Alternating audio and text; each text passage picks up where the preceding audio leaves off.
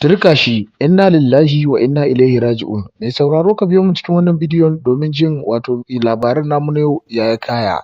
A yau muka samu labarin cewa a jihar Kano an samu wasu matasa sun shiga wani gidan wani mutumi bayan suka samu matarsa da 'ya'yansa suka musu yankan rago, haka suka murzaya har lahira.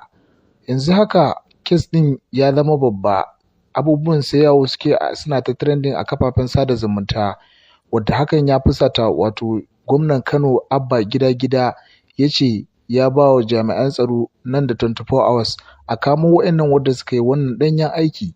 Inna lillahi wa inna ilaihi raji'un. Bayan mai gida ya dawo ake ba shi labarin cewa ga abin da yake faruwa a anguwa, cewa wasu matasa sun shiga gidansa ta gini sun yi wa 'ya'yansa da kuma matarsa yankan rago. Nan da nan shi ma yanki jiki ya faɗi, da kyar aka tare shi aka kai shi asibiti. Bayan an farfaɗo da shi ya fara kuka yake faɗan ga yadda aka yi misali lokacin da ya fita bankwanansu na ƙarshe da shi kenan.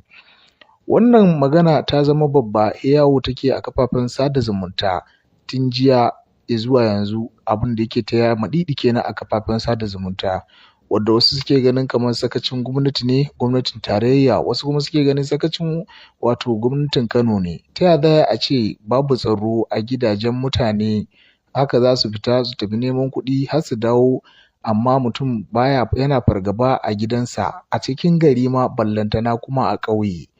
Wannan abu sai tada ya maɗiɗi yake a kafafen sada zumunta, wadda sai da ya sa hakan Abba Gida Gida da kansa ya fito ya magana ya ce ya kamata a kamo waɗannan, ya bada 24 hours.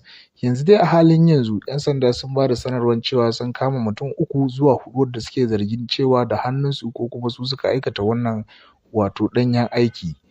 mu haɗu a comment section. Ku danna subscribe sannan ku danna alamar ƙararrawa domin samun sabbin wato labarai akai-akai daga zarar mun ɗaura a wannan tasha tamu mai albarka.